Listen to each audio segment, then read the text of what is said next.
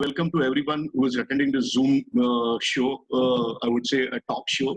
Last time we had a conversation with Sharmila Joshi, and this time it is Sushma. Is from Florida, US. So it's kind of her to get up so early in the morning at 6:30 and be present for this meeting. Yeah. So thank you once again. I will just kind of quickly set some basic rules for conducting this meeting, house rules, you can say. We will be keeping everyone on mute because then there is no background sound and there's less disturbance, so everybody can hear our voice very clearly. And we will be, if you have any questions in between, you can keep typing the questions. Along with me, my co-hosts are Nichiketa and Kiran. So Nichiketa will kind of note down all the questions that are coming, and she will kind of put up the questions at the end of the session. Alternatively, I can also open up the house, but we'll keep everyone still on the mute. And people who want to kind of ask questions or talk to me or talk to Sushma, they can raise their hand, and we will kind of unmute them to so that they can ask a direct question. So here we will kind of start the session. So Sushma, once again, a warm welcome to you. Thanks, Milind. A quick introduction about Sushma. Sushma is a pass out or a graduate from National Law School, Bangalore. You want to say something? Yes, yeah. Basic law graduation from Belgaum RL Law College. I went for the advanced studies to National Law School. Okay. So that's the only Okay. And then she also has done masters in English literature. So initially she was a law professor in Belgaum. Then she switched her profession to become a journalist, where she was working with Times of India Group. And later on, she also kind of has coordinated and assisted BBC and Discovery documentaries. So Sushma, just a quick question: which were the documentaries?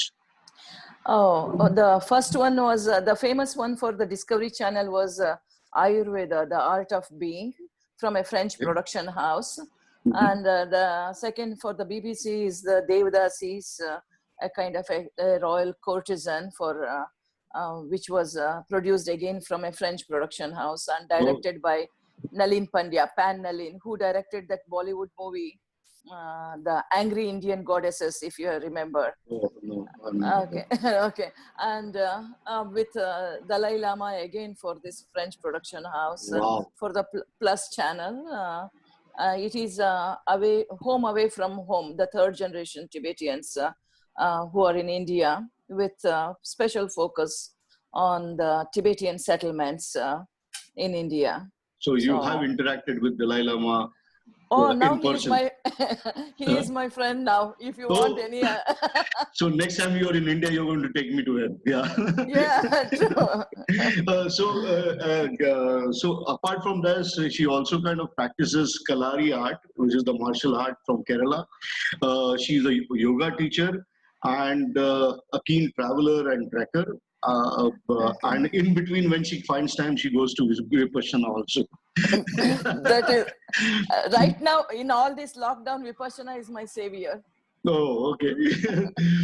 So this is a quick introduction of Sushma, and of course we thought this will be a nice subject to kind of talk with her and converse with her. She recently, like in last August, she actually climbed Kilimanjaro, probably celebrating her 60th birthday, isn't it? Yes, actually, just before 60th birthday. Yeah. And August 1st, I was on the summit. So it's a kind of a coincidence that you are hosting the show on August 1st. Oh, wow. So, that's really nice. So basically, we are hosting you exactly after 1 year. Yeah, anniversary party, thanks to the countryside. Thank you. Great. So nice occasion too. Yeah. Yes. Okay, quickly, I'm sure many people would know about countryside by now, because we have many people are repeatedly attending this session, but it's mandatory to me to do it. So countryside, we are countryside. We are like 27-year-old company. We started off with adventure as our core area. And over a period of time, we have started doing cycling and walking trips in Europe, and also a lot of leisure trip and some iconic trips like Trans-Siberian Railway and expedition cruise to Antarctica. With a quick introduction of countryside, and we move on. So people who have kind of attended my Everest Base Camp session and conversation with Sharmila may find this photo familiar. So this same lady is Sushma. Yeah, Sushma, I used your photo. I have told you, of course, but Sure. yeah. So I'd shown, but I had not named you. So Okay. people will now relate with what I'd shown them. Yeah, yeah. So we are going to talk today about Kilimanjaro, which is the tallest mountain in Africa. I will be not taking much of a time, but we'll kind of quickly run through some basic facts of Kilimanjaro. Kilimanjaro was first officially discovered or kind of noted by an Westerner called Jonas Ridman in 1848. So that way, if you look at it, it's a very recent discovery. Because most of the geographical discoveries, like discovering American continent to sea route to India, to probably everything was done in 15th or 16th century, whereas this was noticed by an Westerner for the first time in 1848. So that way, it is a very recent discovery. And when he actually went back to Germany, he was a German missionary, and when he went back to Germany and told out there that there is a mountain in Africa which is so close to the equator, which is snowbound. Nobody was nobody believed him. And but yes, it still exists, and the snow is still there for us. Yeah. And finally, in 1889, so almost after a period of another 40 and odd years, it was first submitted by Hans Meyer and Ludwig. I don't want to pronounce his surname. I'm sure I will not get it right. Yeah. So these two guys were the first guys who submitted the summit of Kilimanjaro in 1889. It is the self-standing highest mountain in the world. So if we look at the picture, it is a monolith kind of stuff. It stands as a single mountain. It is not a part of any range like Sahyadri range or Himalayan range or Karakoram range, or so it is not a part of a range. It is a self-standing single mountain. Yeah, and it is the tallest self-standing mountain in the world. Yeah. Of course, it also is famed because it is kind of one of the group of 7 summits. So there are people who are doing 7 summits. So they are climbing tallest mountain in every continent. So in Africa continent, this is the tallest mountain. So it gets its position there also as one of the 7 summits. And incidentally, it is the 4th tallest mountain if you look by the continents. Yeah. So this is a quick, absolutely a quick little bit of introduction or brief about Kilimanjaro. Here are the kind of 7 summits that are there, you can see. Incidentally, I've taken a lot of information, and I need to give the credit because I owe it to them. I've taken a lot of information from a site called ultimatekilimanjaro.com. I think it's a fabulous site for anybody who wants to go or planning to go to Kilimanjaro.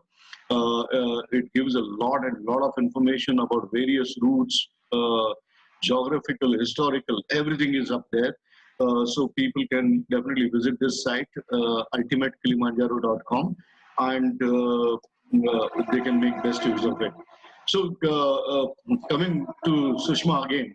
Sushma, now quickly tell us what made you think of Kilimanjaro, one, and what made you think that you will go alone? Okay, first of all, I have to say, if it was 10 years earlier, I would have asked you to assist me in climbing Mount Everest summit. But now that I'm not in the... I can only assist you. I will never go myself. So if you remember, last year I did Everest base camp with you. Yeah. So Before coming to Everest Base Camp, there was a group in Maryland, Baltimore, Virginia. So a group of Indian professionals who are in their 40s, mid 40s, they were planning to go to Kilimanjaro. I was a part of that trekking group with one or two ladies. Every weekend we used to go. So when they asked, I was not at all very confident that whether I can summit to Kilimanjaro. So I said, no, I don't have any plans. Then I did Everest Base Camp with you. The wisdom you imparted and the kind of journey which you were able to bring the insight into me, even though I had done a lot of high altitude trekking previously. At that time I was young, but with EBC only last year in May, second week, that gave me the confidence. So as soon as we returned back to Florida on the third week of May after EBC, then I decided to go. But at that time there wasn't any spot left in that group. So I called the travel agent or the kind of a trekking organization directly. They said it is safe to go. So then I thought of a similarity. That's the Kilimanjaro is the highest lone standing mountain. Why not venture solo? I think it will be, on retrospect, I'm sure you loved that you went alone. Yes, actually it was many things I have taken up alone in my life, going that too sometimes impulsively, but I never regretted it. Going to Kumbh Mela all of a sudden last year. So many things alone. So this wasn't very tough to make the decision. And as the mountaineers, you trekkers know it very well, that mountain calls you, you cannot resist. And I was very confident also about my physical ability. I had done the extensive preparation for the Everest Base Camp. After coming, I just did a lot of pranayama and yoga for these 2 months duration before going to Kilimanjaro. And I'm sure you were acclimatized enough to go. Yes, very much, very much. Yeah. So this is a short time, sure, from the hotel, right? Yes, actually it was very easy. Everything, the visa process and everything, you can get it done before you fly into Kilimanjaro. And there, even at the airport, even the plastic is not allowed. So one has to be very strict. So you find less litter comparatively to the Nepal region. Moshi is very clean. Kilimanjaro trek path is very clean. There is no animal excreta, anything, you know. So we just flew into Kilimanjaro International Airport, and from there I was taken to the hotel. Only one day in Moshi village. So next day we started the trek. Oh, immediately. Yes. So who are these two ladies? Oh, these two ladies are Karen from Minnesota and Lara from California. They were staying in the same hotel as I stayed. So they had just returned from the trek, and I was excited to know their experience. But from the second camp only they had to return because altitude related issues. They couldn't make it beyond the second camp. At Shira, is it? Shira. At Shira. So that was quite a little bit of intimidating. They seemed to be in their physical fitness, lightweight, whereas I'm here little more overweight. But you're tough here. Yes. That makes a difference. That's what you said all the time in EBC. So. Yeah. And so which route did you kind of choose? It's, I think Machame, right? Yes, this is Machame route, Milind, because this was the shortest, and also this is very ideal to acclimatize because they say that it is walk high, sleep low kind of daytime. When you are walking, you are in the high altitude. While you come to the camp, it is slightly lower elevation. So it suits your body to acclimatize very fast. I had also, it is for the guest also, that I had also done this trip, but long time back in 2009. And even we did the Machame route. So here is a bit about the various routes and things I would like to kind of explain. But this photograph, I couldn't avoid picking it up because Though this is not from Tanzania, it is from the Amboseli National Park on the Kenyan side, from where you can see Mount Kilimanjaro and elephants in the background. It was in our stock, so I just thought of taking it up and showing it up. Yeah. So here we go. As far as the, I will use the pointer, which will make things better. There's a pointer. Okay. So here there are various routes by which one can kind of climb Mount Kilimanjaro. The main summit of Kilimanjaro is called as Uru Peak, which is here. The route that I have also been long time back and where Sushma went was from the Machame Gate.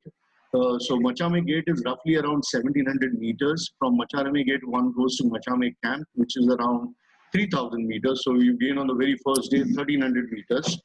And then you go to Shira Camp, which is again at 3900 meters.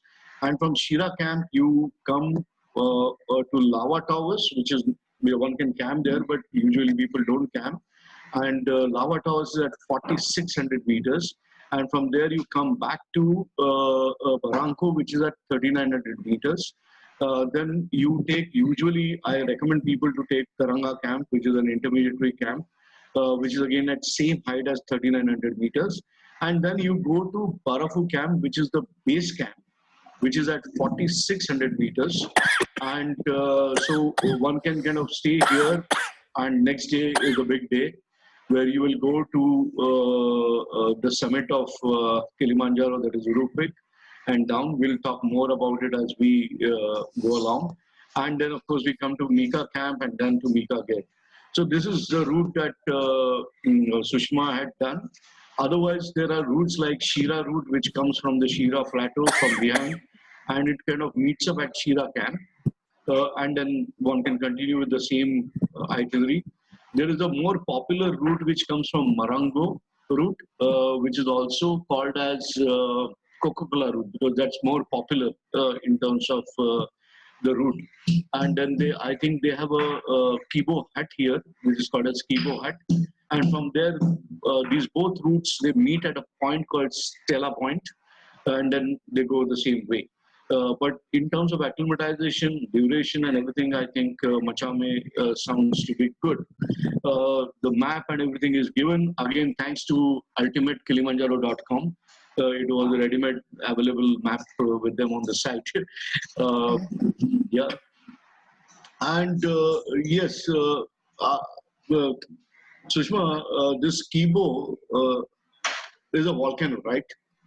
Yes, there are three volcanoes, Mawenzi, Shira, and Kibo in that range. And Mawenzi and Shira are the dormant, and they are no longer active. Whereas Kibo volcano is, they say that it is active.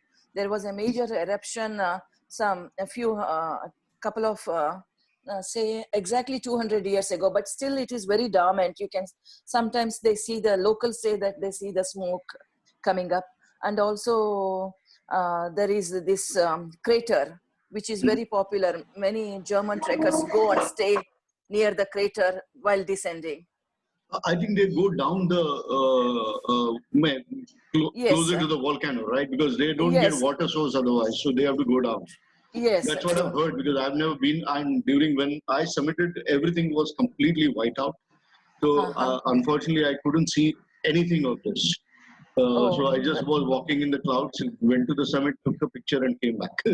Yeah, when we went, the weather was clear, so we could see it's a fascinating sight of the crater. Yeah. Must be. And it is quite a big in circumference. Yes, very true. Yeah, because I'd seen only one volcanic crater that was in Mongolia. But I can imagine that this is far larger than the one that we had seen in Mongolia. Then you should come to Hawaii. You can see a lot of active volcano craters. Okay. There are some in the in your near, I think, Indonesia also, which are I have heard. And people do visit. So the very first day you start from Machame Gate, right? Yes, from Machame Gate. So from the hotel, it is only 1 or 2 hours drive. I asked my driver how long it will take. He said, okay, 1 hour, 2 hours, Oh, you can never say it's African time. That's what he said. Okay, like what we joke at our end, Indian Standard Time. So it is Indian African Standard Standard Time. So Yeah. very true. So And from registration the is there now. registration, those who reach the first day registration. In fact, for every camp, there is a registration. You have to fill in all your details, your passport number, everything for every camp. From Machame Gate, after registration, also the authorities check the validity of your guide and your all the staff, porters, their license. And So permit, that's so why they have a permit permits, also, right? Park yes, permit. permit. Yeah. How long we are supposed to say, because some people take extra kind of an effort to take one day at the lava tower. Not many people, they have a special permission, so Oh, we okay. have to come down. However tired you are, you have to come down within 6 days. The seventh day you have to be at the Machame Gate. Okay, That's how okay. they control the traffic in the national park. Yeah. And it's amazing because I recollect in bits and pieces, of course, it's amazing the way you kind of go through the entire landscape, right? Oh yes, they say that you see in 4 days 4 seasons in Kilimanjaro trek. 4 days, yeah. Yeah. Imagine, it's a feast to the eyes, but a grueling kind of a, it's not a torture, grueling task on your body. Yeah, and typically you kind of go from the kind of plateau of African plateau, you can say. You start climbing where you kind of hit the rainforest, as I remember, quite a dense Yes, forest. And yes, then, of course, you come up to the high, in our areas, high mountain region is what we call. So above the tree line, basically, where you have kind of, here there are no alpine meadows. But yes, kind of plateau is there, like Shira is as good as a plateau, I can say. yeah, And then you go to the glaciers eventually. eventually, Yeah, yes. yeah. And what is this? What are the kind of white thing that you can see on the trees? I'm not able to see the screen, Oh, okay, Milind. okay. So basically, you're walking, and there is some kind of a white moss kind of thing or something like that. Oh, that is Yeah. called as a that old man's beard kind of a tree. They call it as old man's beard. Okay. Okay. Okay. So it is one of the kind of this rainforest region, which is Mhm. in Kilimanjaro National Park. Because if Okay. you remember, Kilimanjaro is close to the equator and close to the Indian Ocean. Mhm. So this vegetation is very much unique to this rainforest region. Mhm. And you were not sharing the screen, is it? You can't see the screen. No, I'm not able to. Why? Uh, okay, maybe. Oh, yeah, The now I small. can see. Yeah, small. Now I Yeah. can see. Yeah. Sorry Yeah. about It that. was. I will Yeah, take you to the earlier slide. This was the uh, slide I was looking at. yeah. This Yeah. is the old man's beard kind of a thing. That's what they say. So in Marathi, we can Mataracha Dadi. We can say that. Okay. But is it something very soft and fine, like? Yeah, it's very soft. Actually, locals use it to retain the moisture of certain plants there. Oh, okay. they Okay. they take it out and put it in their land, just like the way we do it in our local garden mulches, so it retains the Mhm. moisture in the tree and in the plants. Okay. Because I had seen something very similar only once in my entire area, which was in the Uh-huh. Everest region near Gokyo side. And Oh, okay. I don't recollect what they used to call, but they used to call something like Spanish grass or something of that sort. I really don't remember. Uh-huh. But it was it's a very fine, and it used to hang below the on the Yes, trees. Yeah, very true. yeah. And these flowers, I Okay, know Preeti can help us, but you tell us now. this is a mountain gladiolus, very, very pretty it was. Sometimes you can find it even in yellow color, but red Mhm. is more popular, means more frequently you can see that. And you can see only the flowers. There are no leaves or anything, is it? No, It's just the It's flowers. just the flowers coming Yeah, out of that stem. yeah, grass. Yeah.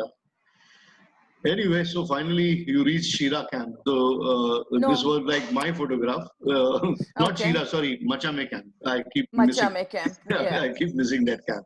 But yeah. this was like I could get one photograph from my old photographs.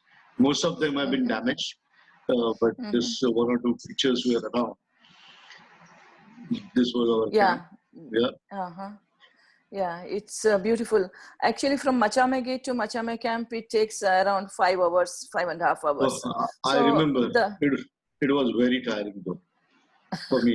no, Yeah. no, somehow I was in my element after my trek to Everest base camp, and it was very pleasant. As you see that rainforest region and other things, for my water break and some snack. Otherwise, I walked straight through Machame camp. And I was Wow. feeling like, okay, with my guide and my porter, everything, I was feeling like a David Livingstone, you know, who No, because I it remember was, you climbed 1300 meters on that very day, and oh yeah, it is much more than anything that you do normal course of any treks or otherwise. And I probably was very unfit also, not prepared for the trek, and it was very tiring. uh-huh. And these are your luxuries. Yeah, luxuries because I have my own kitchen stuff, Mhm. and this is the kitchen where they used to cook, and they used to set up the table for me, Wow. and my tent was nearby, so Mhm. that's how they served. Whenever the weather was clear, I used to have my food outside. Again, Wow. they used to set up the table, chair, everything. And what Yeah. about the chai? You carried it or they had it? I'm No, sure in Tanzania that you don't get this chai. no, they had the usual English tea bags, you know, but I Hmm. carried it whatever countryside had given me on the my previous trek. And That you still had it, it. yeah, I saved it, you know, Wow. and it was a ginger tie, and Never. thanks to Milind and Yatin who gave us ample stock of. I just love this photograph. The way it is. Yeah, This is what kitchen tent, right? kitchen tent. Actually, I took a special, I had a special request to the ranger. So he Mm-hmm. gave me a spot where away from all the campers, you know, which was a Mm-hmm. little bit high. And I was the only one staying at this spot. So Oh, okay. myself, my tent and my kitchen. And Wow. here he was cooking. Edzi was cooking for me and it was sunset and I loved the scenario. So I Oh, just wow. clicked it. Wow. This morning breakfast. Morning breakfast. So So I have to say that, you're a tell veg, me. right? Yeah, I'm a vegetarian. Yeah. So So there is no problem for vegetarians. There is ample fruits and vegetables available in this region. They can still go ahead with the trekking, maintain but their nutrition level, everything. as I recollect, because in 2009, I think I used to eat everything. Mm. Like I used to eat non-veg, but I remember our cooks were at loss as far as the vegetarian food was concerned. And especially we being Indians, we have our own little, we are little particular about what we will have. Yes. So yeah. So I had a little tough time in terms of getting veg food, and they used to only serve us a kind of piece of a chicken and little rice or something of that sort. Oh, So now by the time I returned, Milind, I have to say all my staff were trained in making khichdi and puliogra. wow, so you taught them all that. Yes. Okay, okay. This is Okay. for yourself, is it? Like only for you? Yes, very true. And that This was is a too much. luxury. You have a special porter who carry this folding toilet as well as the tent for the toilet.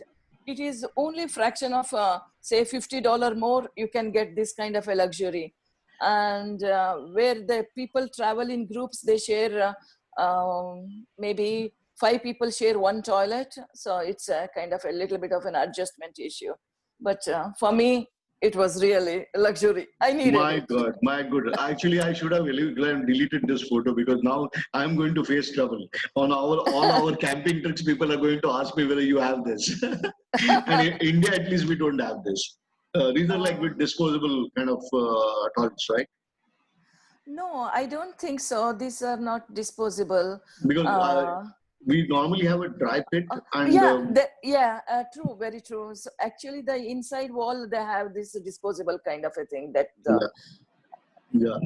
So in India, we don't have this. So Okay. I'm going to have a tough time. Yeah. Uh-huh. So from Machame camp, you start going to Shira. Shira camp, Yeah. and the And second day. is the mountain that can see in the background with snow, is it a kind of shoulder of Kilimanjaro or the main Kilimanjaro?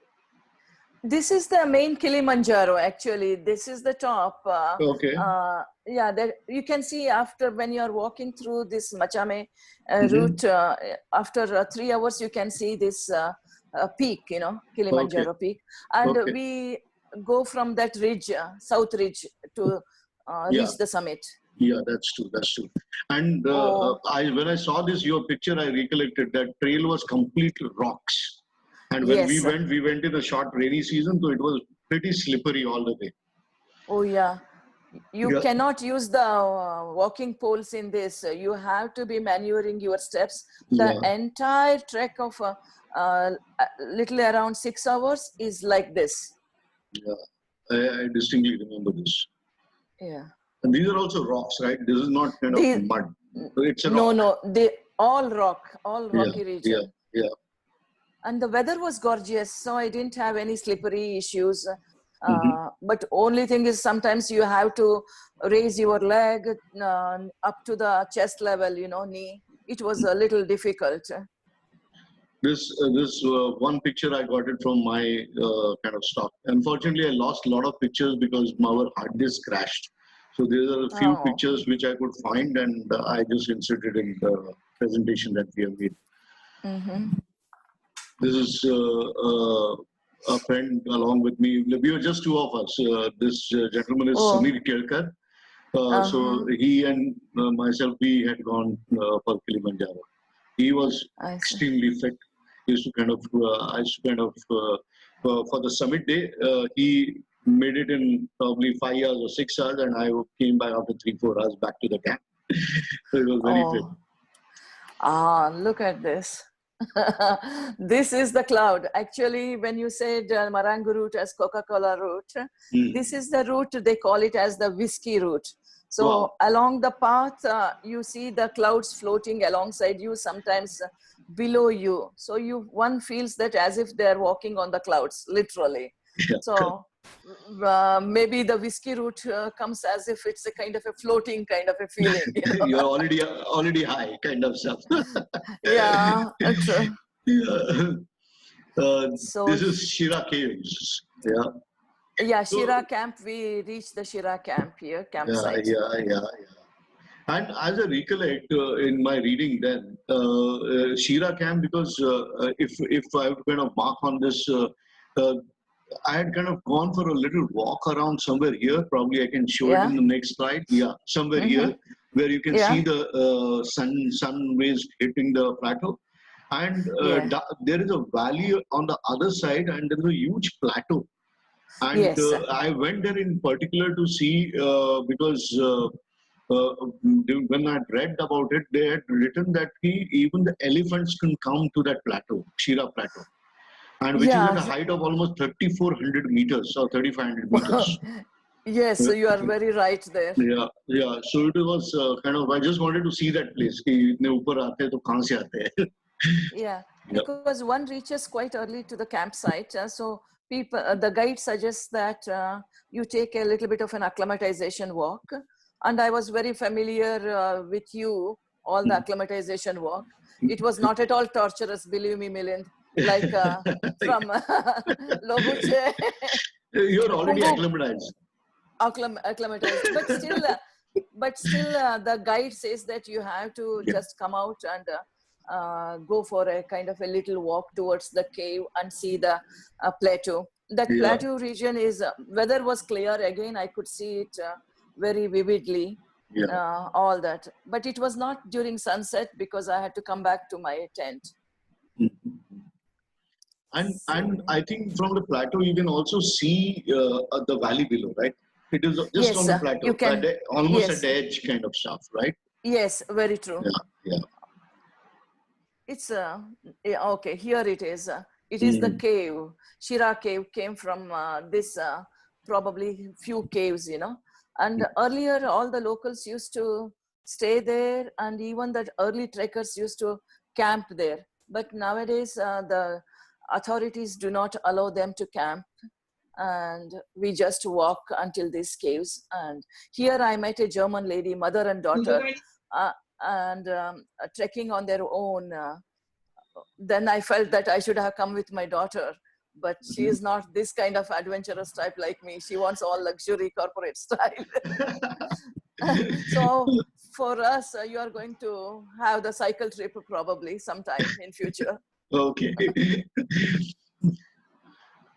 Again, some Oh, flowers before heading yes. out. Yes, Yeah. these are the mountain proteas, they call it as. You can find it even in a white color and in the yellow color. So in all the high altitude, little bit of this 3,100 meter high, you can Mhm. find this kind of a vegetation there. But there are some fascinating flora which you can show it in the next slide Supplement. probably. Yeah, yeah. So from here we start and go to Lava Tower and come down to Barranco. So this is looking down to the Shira camp, right? Yes, and Yeah. this was the probably the longest, besides the summit trek, this was the longest day of the trek. We covered more than almost 12 kilometers to this next camp, that is the Barranco, if I Yeah. remember, Shira to Barranco. Barranco, yeah, Yeah, that's true. Via yeah, Lava passing Towers. through the That's via yeah. Lava Tower. And we go to Lava Towers basically now here again pointing out this is what Oh, is called as yeah, Lava Tower, and you can yeah. definitely see the trail going up. And this Lava Towers we kind of climb up from Shira to 4,600 meters because it helps in terms of acclimatization, and then go Yes. back to Barranco, which is going to be again at 3,900 meters. So it becomes very interesting. These are the lava towers basically, uh, and we start going down again.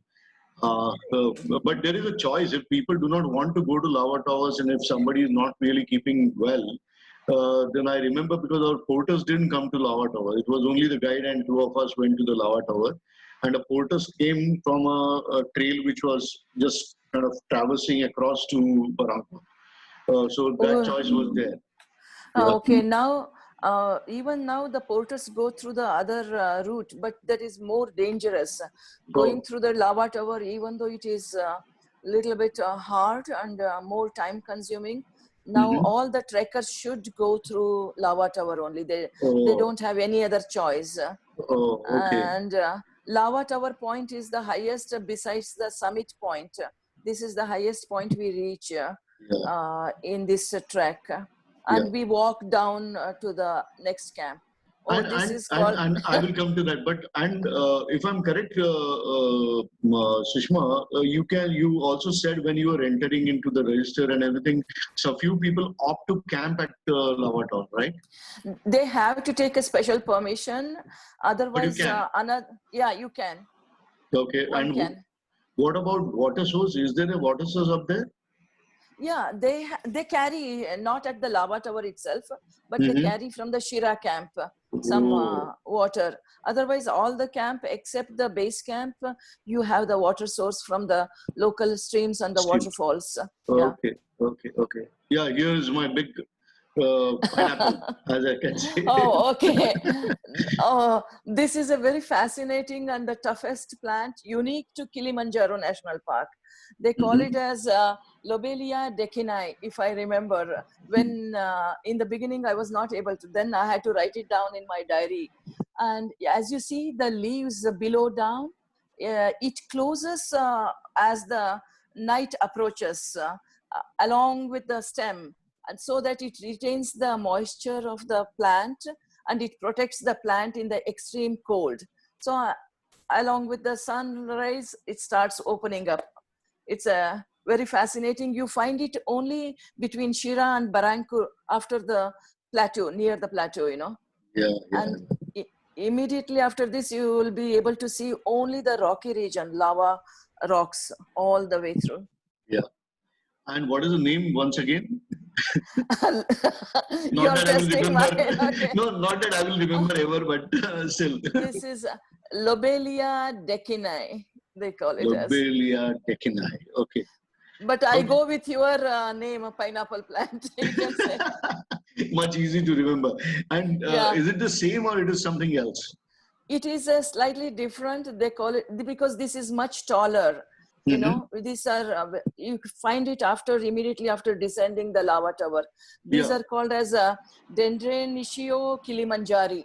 So Okay. it's as if it's a kind of a, what you say, that some kind of an alien region, and you see these plants set in all George Lucas set, Star Wars. Yeah, yeah. It looks a very alien landscape in any case. Oh, With yes. the plant and quite barren, rocky. It's quite different, very, very different. So this is like your Barranco camp. Yeah. Barranco camp.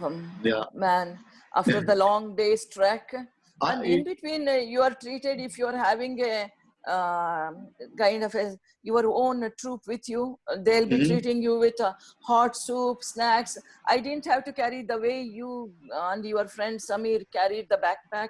I'm not carrying any backpack. It was enough for me to carry my own weight, you know. So, no, and I vaguely, I remember when you said tough, I remember that I had a little headache on this particular day. Because from Shira, I went to 4,600 meters, and up there it was very hot, very hot. And we also had gained height, probably that is the reason I had a headache. And on the way back, we had a little shower, like little rains. And we reached the camp only at around, we started at around 8:30, and we must have reached at the camp only by 5. So it was a long day. I'm sure it was quite a long day. So what you say is right. It is a kind of one of the tough days on the trip. On that count, I'd like to share one thing. One has to be really, however fit, it depends upon that particular present moment fitness, you know. I never had, even though I climbed from Shira to this 4,600 lava tower and coming down, I never faced any kind of headache or anything else. Maybe because of the training, the preparation which I did for the Everest Base Camp, and also kept my kind of a physical fitness regime through my yoga and pranayama, because I'm a bit asthmatic, you know. So one has to be, and also along with the path, all the mountaineers know, completely hydrating ourselves continuously was the key point, and protecting the head and our own body to keep the temperature inside. Many things counts. Yeah. And Sushma, quick, which is this mountain that you can see on the other side? If I remember right, it is Meru, is it? You passed the test without getting into it. That is a Meru, beautiful mountain range, and some people trek there. It's a only 3-day trek to the Meru region, and you can see a lot of African wildlife there near the Meru region. People go there to see the wildlife also. I actually remembered this name because it's very similar to Indian names, because Meru Parbat, which is in Tapovan or in Garhwal. And in our kind of mythology also, Meru Parbat is kind of, there's a mention of that. And that's the reason I always remembered about this mountain. Right. And of course, the next day is going to be your big day. But again, what are these flowers? That's called as, again, Protea kilimanjarica. So almost all the plants, they're called as kilimanjarica. That's again another kind of a Protea family flower. So it was near the Shira campsite. I could see only there. Even as I said that 4 seasons in 4 days, So you could see only that flora to that particular region. Oh, okay. Okay. I'm not going to ask you what was the name again. Okay. But I just thought I should have kept the context kind of in Okay. this. We can keep that actually, where we say that at the end of the kind of program, everyone has to kind of tell me name of all the flowers and plantation. And whoever kind of is able to do that, except for Preeti, they get an award. Yeah, Okay.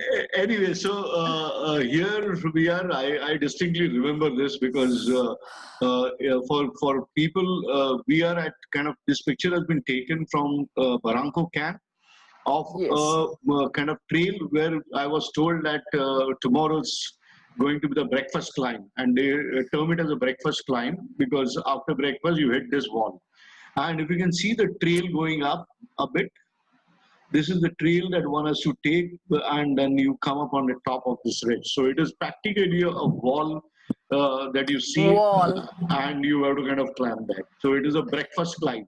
Yeah, and at some parts it is a little tricky, but before kind of hitting the climb, as you can see, we have come from here on the top. These trails all coming down. That's where we come down, and then we start climbing the wall. Yeah. Oh yeah. So how was your Uh, experience, uh, Usman? okay. Evening reached, and my guide Freddy was telling, tomorrow you are going to climb there. I said, no way, I cannot make it because it looked very, very intimidating.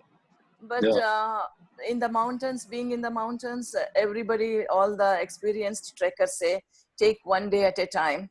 So I just slept, and next day when we started, we trekked to reach the wall also, Milind, it was not easy. We have to climb down, steep down, and then again climb up. So when you come to the next slide, probably I can say that you no longer can use this poles, so trekking poles, you know. You have to pack it off and use your hands and legs and your eyes a lot because it's virtually rock climbing. yeah, yeah. I actually went to the slide, which was previous slide, because you can see the steepness in which you need to come down on this slide. Hmm. It is like Yes, quite vertical descent. Yeah, yes. and then of course you start From climbing. So here is the climb. Oh yeah, here is the climb, and this is that famous kissing the wall. Now, Here there is only space to keep your 1 foot, not even 2 foot. You know. Oh, here it is. Okay, if you just slip, you are going down the kind of a rocky crevices. yeah, It was tough, but one can manage. yeah. One can really manage, and you literally brush your face and your entire body to the wall. That's how you circumvent that wall and pass to the other side. And as you can see, these porters are carrying all the loads on their head, unlike what you see it in Nepal or even in India. They would carry it on the Yes, back, but here back they all keep it on the top, so like on on the the head, top. and they walk. Yeah, And it was very fascinating to see them. Some people, they just carry it and managing the balance, like these Indian ladies take the water pot on their head and yeah, walk with the hands free. They were also climbing with the hands free, or some people only one hand, and they just walk so fast. They are used to it. yeah, yeah, So yeah. even while climbing also, they never bent down or nor used their hands to hold the rocks. So basically, as I recollect a bit, we kind of climb up from the other side to the top here, and then we are coming down into this Karinga Valley. You can see a couple Yes, of people coming from this trail, and these are the photos again. So you yeah. come to the Karinga camp, right? Oh, Karanga camp. Karanga. Okay. Bye. Yeah. Yeah. No, okay. Yeah. Yeah. No, no. From Karanga, you went to Barranco, right? Barfu. Oh, yeah. Yeah. From Barfu. Yeah, Yeah. Barfu. So Yeah. Karanga camp, even to reach this Karanga camp, Milind, if I remember, it was, as you saw that it was again steep climb from the wall. Yeah. We thought that, as you said, that breakfast, even you have get a break to have your snack once you climb the Barranco wall. Yeah. People, and the scenery is magnificent there. Yeah. Yeah. And from there to reach the Karanga camp, it takes you can see these campsites, but to reach there, it takes more than 2 hours there. Yeah. More than 2 hours. And I'm a sure couple of times I slipped down because all those big rocks under your feet, it wasn't easy. this is your kitchen. Oh, yeah, so that's Yeah. my kitchen. This is the camp which has water, and the next base camp, which is Barfu camp, does not have a water source. Yeah, So this all is the the water is carried from here. yes, this is the last water source point in Mm. this trek. Yeah, because I remember, because what happened was we were kind of planning to have 2 nights at Barfu in terms of acclimatization. That's where we were kind of trying to negotiate with the supplier out there. And he said, no, you can't stay there for 2 nights. And then he said, you can't stay there 2 nights because there's no water. And the water is carried necessarily from Karinga or Karanga camp here. And then we decided to, okay, we'll have a camp in Karanga and then 1 more night at Barfu. So that was the change that was done. What are these guys doing? Oh, this was in the previous camp. Every morning we used to get entertained with these local porters. They all used to assemble and sing and dance. African singing and dancing is quite amazing. They were dancing to the tunes of Hakuna Matata, the Lion King, you know. They incorporate these animal walks and their movements in their dance. It's so much close to the nature, such a stress relieving kind of a venture, and many trekkers also used to join. It was a kind of a local entertainment for us. So this was in the previous camp. After this, as you see in Karanga, there is no vegetation at all. But this is like they used to do it every morning, is it? Every morning. So every it is morning. like a warm-up exercise.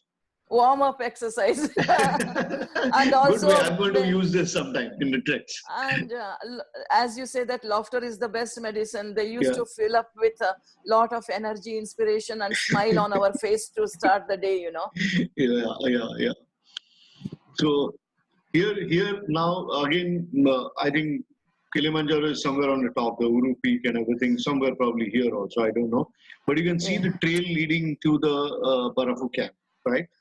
Yes, very true. Yeah. And again flowers. Oh, again flowers. This for was you. Okay, this is again this Protea region, that white flower, we call it as a kind of a Helichrysum mayeri Johannes. I remember the last name Johannes, it sounded like a Johannesburg, you know. So Helichrysum mayeri Johannes. Okay. Again, and they were kind of as if somebody had arranged with all the technique of Ikebana, you know. They were blooming in this between Shira and Barranco region, just before the lava tower. This is. Oh. You couldn't see it later on. Okay. Very distinct to particular day of the trek. Oh, here so it heading is. towards, and you can see the mountain is much closer now in so many ways. Yeah. Oh, so, yes, in the morning. Well, so this is a very fascinating, the weather looks very, very clear on this day. Blue skies. Blue skies, yeah. This is Barafu camp now. But yeah, Barafu camp. Barafu. Yeah, you're here, Barafu. Yeah. If I remember, before starting to Barafu camp in the morning, we were about to leave. All of a sudden, it started raining and snowing, so we had to delay our trek for 2 hours. Already in Karanga, the temperature was below zero, very, very freezing, very foggy, everything, you can name it, very foggy. So it, as in the mountains, it rains anytime and snows anytime at this height. So what was the temperature out here in Barafu? Oh, Barafu, it was when we reached in the afternoon around 12:30, 1 o'clock, it was said that it was -8, but by night it went to -12. And this was in the month of July, because I remember Yes. it exactly the other way around. When I was there, it was Yeah. bright and sunny, and it was very Uh-huh. hot. We couldn't get inside the tents, Uh-huh. and we had to anyway hang around because tents was very hot, and outside was Yes. also equally hot, and there's no kind of shade that you can Uh-huh. sit in. So Uh-huh. my experience has been kind of the other way around. It was very warm and hot. No, it was okay. July last week, I was there on this Barafu camp reached on the 31st July. So, as if you remember, it's on the kind of a southern hemisphere. So, So that's winter for weather them. winter for them. And So, it was December very when I cold. went, it was a kind of summer. So probably Summer, little difference in the temperature was around. Right? yeah. Yeah, yeah. But even at this height, you don't see snow-capped mountains, snow-capped region, because 80% of the snow mass has disappeared. Only 20% is remaining. And scientists say that in another few years, 20 years time, even this 20% will disappear. Yeah, because of the global warming and climate change, they say that on 2050, I think there will be no snow on Kilimanjaro. Uh-huh. Yeah. Yes. So here you're all ready for the Okay. summit climb. Yeah. Summit climb is the most grueling and killing and testing to one's fitness, not only physical, it's all about mental. So we start at midnight. So when we reach the Barafu camp in the afternoon, we are advised to take rest a lot so that we start at midnight, 12, depending upon your speed. I started at 12. Many people, those who are fast walkers, trekkers, they start at 1 or 2 a.m. I started at 12 so that I can reach the summit before sunrise. And then again, we'll come to that point. This day on the midnight of 31st and 1st of August, I walked almost 15 to 16 hours, Milind. It was. Whole night. Oh yes, I also remember because we also started at around 12:30 or so, and by the time we went to the summit, back to the base camp, and then further down to Mika camp, oof, it was a killer day. It was a killer day. Yeah. People Because take up that timing to see the sunrise on the near yeah, the Stella Point. Stella Point, yeah. Also, not only that, my guide was telling that the wind on the summit is gets very, very crazy windy after 10 o'clock. So they prefer to climb down before 10:30 down towards Yeah. the base camp. Yeah, and on a bright day, it can get hot also for climbing up. Or Because what on happens the is like when you are kind of working out, and this is typically experienced even in the Himalayas, and even if you are at a higher altitude, when you're working out and there's a lot of UV kind of light, which kind of makes you feel very yes. hot, and then it can be a little painful. So it is I always never better felt to that. side, yeah. Yeah, I never felt that. And one time around 3 a.m., I was feeling so sleepy and drowsy, I couldn't even take my one foot forward. My guide had to literally hold my hand, say one more step, kind of a thing. And Pole pole. pole, they call it as pole, yes. Pole. In Nepali, we call bistari bistari. Vistari. So it's pole pole. Yes, because you are in such a high altitude, even after 2 hours, I could count my steps on my Fitbit. It was only after 1 hour, it was 500 steps. After 2 hours, depending upon again my speed, it was only 800 steps, not even 1,000 steps. It decreased, you know. You are above 5,000 meters, so you are going to slow down in any case. Yeah. Okay. So these are some kind of final kind of pictures coming up. Oh, yeah. I don't recollect anything of this because when I went, you were extremely lucky because when I went, it was all white out, cloudy. I had a kind of snowfall when we started off from the camp. And even my photograph, I've just put up to show you in terms of the comparison. I just went there to take a picture and come back. That's it. No, nothing more than that.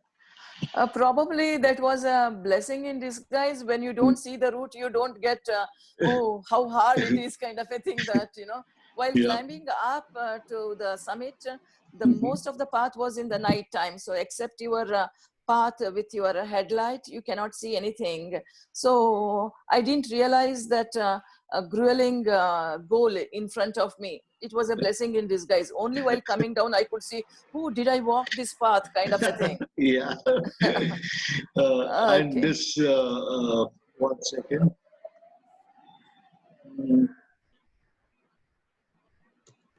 Yeah, this ice wall, I couldn't see it. So, what was this and where is this? This is next to the summit ridge. There is a small valley, and usually people who summit very soon, they go towards this ice wall and try to take pictures. Some people make the trek only to climb these ice walls, especially Germans. This is known as Furtwängler ice wall glacier. Once upon a time, it was capping the summit, Uhuru Peak, and slowly it has shifted.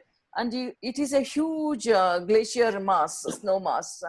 And it is very, very hard, solid, and they climb these walls, those who are the ice climbers. So it is so close to the Uhuru Peak. And where's the crater there? Crater is on which side? Crater is just before the Stella Point. We could see that on the Okay. South Ridge itself. We have come to the other end of the South Ridge. Okay. So here finally we are at the summit, is it? Yeah, we are at the This summit. is a better picture. This is better picture. Okay, the weather was again clear. Okay, so Yeah. And here, this Mount Kilimanjaro, congratulations. We are now at Uru Peak, Tanzania, 5895 meters. yes. And I've put up this picture just to tell you what weather I have kind of climbed it. Yeah. It was horrible. It was just horrible. It was very cold. Yeah. I just made it to the top just to take the picture, and we just kind of started coming down. If I remember, many people climb during winter to challenge themselves to climb in the snow. They prefer that also. But for the southern hemisphere, the timing when you climbed was the winter. It was July. Yes. So yes. but December will be summers for them. The summers, but even then, you could see this much snow. It was kind of quite contrary, right?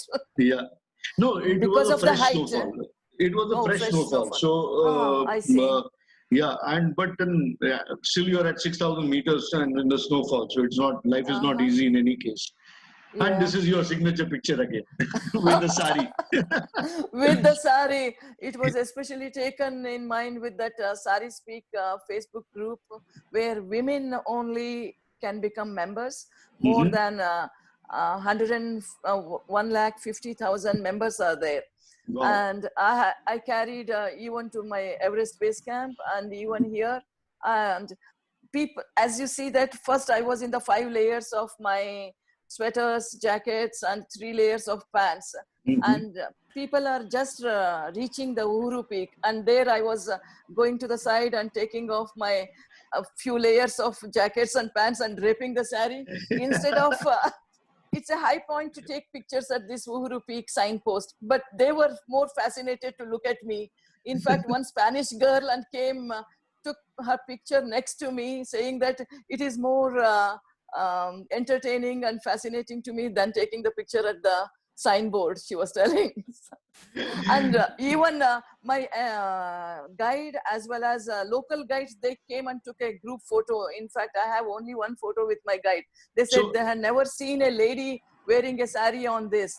And yeah, so I have to say, it will be a very rare picture. You're at a Uru Peak with a lady wearing a sari next to you. So it will be a very rare kind of a picture, isn't it? Milind, I became officially the first woman to drape a sari on this peak. After that, within 2 months, another lady from the African region, Indian origin, but who stays in Africa, maybe in Tanzania, other part of Tanzania, she draped the sari after 2 months. But officially, Oh. I became the first lady to drape the sari Okay. to be proud of my Indian origin, you know. Fantastic, fantastic. So we are almost coming to an end of the whole thing, but this is like the high point and the main kind of goal, kind of where we are. And then, of course, we start kind of descending down. This day, as Sushma said, is a grueling, grueling day. You kind of climb 1300 meters, you come back to the base camp at 1300 meters, and then you kind of go further down to Mika camp, which is at 3000 meters. So you're, in terms of elevation, it is like 4600 meters to almost 6000 meters or 5900 Yes. meters.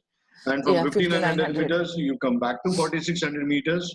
And from there, you come down to Mika camp, which is like at 3000 meters. So it is absolutely, absolutely a killer day. So even I found it to be very tough. I've done something similar a couple of times, but this was probably uh, uh, one of the toughest among the things that are. So here, everything comes to an end. Yes. Hooray, Happy did ending. it. Yes. Happy and one more thing, Melinda, I have to say that I was kind of walking very slowly, but very consistent speed and pole, as you said. So never stopping and never taking a lot of rest. So Yeah. the local, not only my group, but local porters, the fellow porters and fellow guides, they started calling me Mama Simba. That, okay, you are tough. And I wasn't, sorry, I was not very sure, but they were very certain that I could climb the summit. Wow. Wow. Wow. And Yeah. Sorry. I could feel the oxygen saturation, even though many people were using a lot of supplements like Diamox and other things, but Yeah. I never had any issues with altitude related things on my body or on my physique. Oh, good. So I'm just kind of put up one or two slides, which because I did go to Arusha National Park after doing the trip, and I said कि Africa can't be complete without a wildlife safari. Though Yes. we also were running short of time, so we also decided to kind of quickly go and do a one-day safari to Arusha National Park. So I just thought of putting this couple of pictures in the same slideshow. People can always extend it by 7 days if they want to, and do a Yes. complete safari in Tanzania to Serengeti, Ngorongoro, and all that. But otherwise, it's fine. Again, this picture again I was tempted to put up. This is taken again from Amboseli National Park, the way you can see Kilimanjaro. Yeah, beautiful. So here we are coming to an end of our kind of session. So now, Nichiketa, I will open up for question and answer session. If people have any questions, they can kind of, or if they've already put up on the chat, you can kind of ask. You can even open the house, and if somebody has to kind of talk to Sushma or me, they can raise the hand and they can have a direct kind of conversation with Sushma also. So you can also do that. Completely okay. So Nichiketa, please go ahead. Yeah, thank you, Sushma, and thank you, Mandinsa, to take us through this ultimate journey. And thank you, Mama Simba. This is really great to know, a solo women doing, at 60, doing this amazing high altitude trek, and that too all Thank alone, you. So it's just Thank great. you.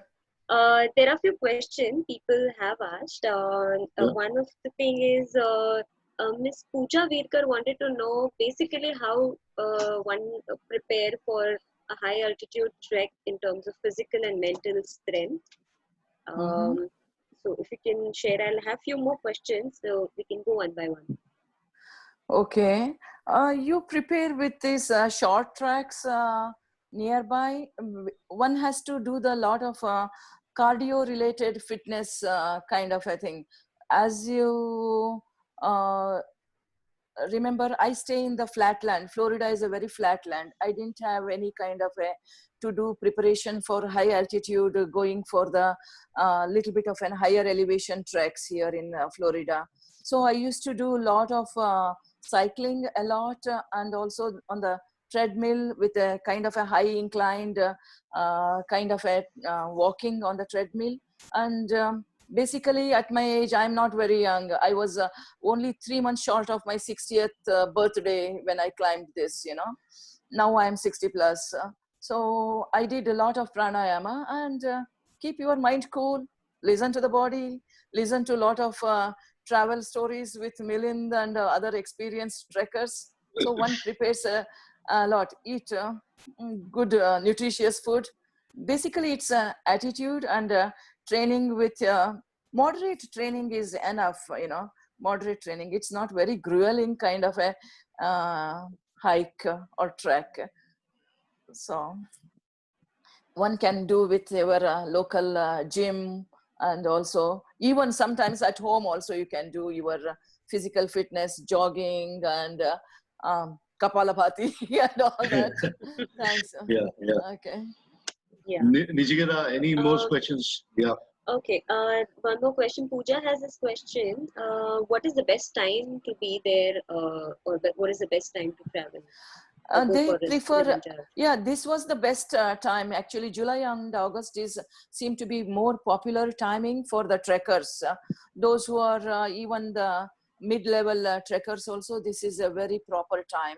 Weather is gorgeous at that time. So lot of people come there during July and August. Yeah, that's Till true. June, it's a heavy rainfall. Yeah. As I recollect, July, August is the peak season and the best season to climb. And the window in which I had gone, which is like December, it is called as a short rainy season. So many people also go in, I think, December kind of a window, which is probably a very small window, but that is also there. But yes, maximum people go in July, August. That is the best time to be there. Yeah, yeah. Sushma, you also mentioned that you did some cycling for preparing for this trek. So, is there any particular distance that you were covering or anything like that? Or yes, I did 20 miles of a trek on an average with a lot of resistance on that, putting up, changing my gears. So 20 miles, 10 miles in the morning, 10 miles in the evening time. And also I used to fill my backpack, even though I never carried in this trek on my, only to put up my, build up my toughness, my stamina. I used to put dumbbells and weight and a lot of water bottles in my backpack. And I used to walk 15 miles and on an average, even on the weekends where supposedly we have to take rest, I never took rest. I walked a little less, maybe 8 to 10 miles, but I really walked. We have a lot of open space, but it's basically, it's a flat land. So I was building up my stamina by carrying more weight and walking at brisk pace, cycling with a resistance. So. Okay, so and as you have done Everest Base Camp before the Kilimanjaro trek, so what was the kind of difference that you found, and like what is the difference? Because in terms of porters and the services otherwise, because this was a shorter trek in Kilimanjaro, a 7 days trek, right? Yeah, 7-day trek. Everest Base Camp was a longer duration, and then the terrain was a different one. So can you tell us something or share your experience about the porters and other services? Okay, so porters, both sides, they were amazing. Their livelihood remains on these trekkers and tourists, So both Nepal side and even in Tanzania, they are amazing service, very nice people, very helpful. And in Everest Base Camp, I never had this staying in the open spaces. They're all lodges, and luckily with countryside, when I traveled with countryside, we were catered to all. I never had to bother. Okay, I just had to show up in Kathmandu, and countryside took care of all our needs, hiring the porters. Whereas here I had to be certain about my safety, which group and how the people are. So even at Moshi village, embarking on my trek, I made sure with my organizer that I want the best and those who can attend to my each and every need. Even I had asked to be on the safer side. I had asked them to give me oxygen cylinder. Milind, if you remember, I had Yeah. some oxygen saturation near Yeah, Gorakshep. yeah, yeah, yeah. And with the EBC trek, I was mentally prepared. I knew what all should I be taking care of as a solo trekker here on Yeah, this yeah. region, Nachiketa. So, and here there are no lodges. You have to stay in the tent and face the wind, rain. It is not hard, but it is also not so easy. You cannot have those kind of a comforts on the Everest Base Camp trek here. It's completely rustic, but very, very attractive if you are passionate about outdoors. Uh-huh. Yeah, so Yeah. Nichiketa, you are open the house or no? yes, I have, but these are the few questions that I have. I Okay, don't see okay, people raising hands. okay. Uh, Fair enough. So, sure. are there any more questions around? No. Milind sir, I Yeah. have a question for Sushma. Yeah. Sushma, Kiran here. Hi, Kiran. Yeah, thank you so much for your experience. I just wanted to ask what's next agenda? Where can we going to see this Bari? In which altitude and which mountain, which region? Uh-huh. Okay. One other friend, she asked next time which peak. I said it's not a peak, it's a pole, North Pole. So Wow. I want to Wow. go to Antarctica, and I was supposed to go last December with Countryside or with some other organization. So, but now I've heard something with Milind with Dr. Ravi Rupwate, if I Yeah, remember. yeah, He yeah, had yeah. come with you, and he had told me about his experience. So I want to go to Kiran, Antarctica, and Sari Great. picture in Antarctica. Lovely. Looking forward. That just Sushma means not in this context, but just remember we are planning for 21 December. Same ship, same time Okay. almost. Yeah, just remember that. Uh-huh. Yeah, we are Okay. planning for Thank that. you. Yeah, yeah. Thank you. Count me in. Yeah, sure, Yeah. sure. So if we are done with Q&A, then I will kind of take to the closing of the session, if it is okay. Yes. Yeah, Niji? Yes, we don't have any questions for you.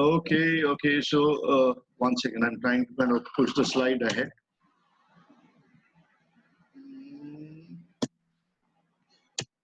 Yeah. So once again, thank you for all the people who have attended this session. I hope you have enjoyed the experience of Sushma, who kind of went alone on Kilimanjaro during her birthday, and it was first anniversary for her today itself. So once again, congratulations, Sushma. Mama Oh, Simba. thank you, Milind. Yeah. Mama Mama Simba. Simba. I'm going to call you Mama Simba now. Yeah. Thanks, And- Milind. That means a lot. Yeah. And thank you once again to everyone. Our link will be available on our YouTube channel after 1 or 2 days. So people who have missed it, they can always kind of check it on the YouTube channel. And go and kind of also visit our YouTube channel. It is simple. You Google it as on the YouTube, you put up the search as Countryside Adventure Holidays, and you will hit upon it.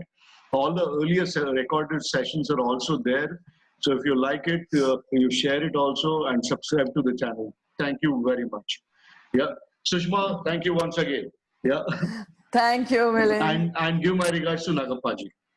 Thank you Yeah. very much. I will. Okay. Thank you. Okay. And Thanks. Bye. Milind, Bye. if you Yeah. can see behind me, there is Yeah. this group photo of Everest Base Camp, our group. I can't see it. I need to enlarge your screen. Okay, Yeah. more closer. Yeah, 1 second. Let me shut the screen. Stop sharing. Yeah. Oh, I can see that. Yes. Okay. Yeah. Oh, this was the photo which Yatin sent Yatin. us Yeah. to Yeah. all of us. Yeah. So, It was a lovely group and great photos. oh, great.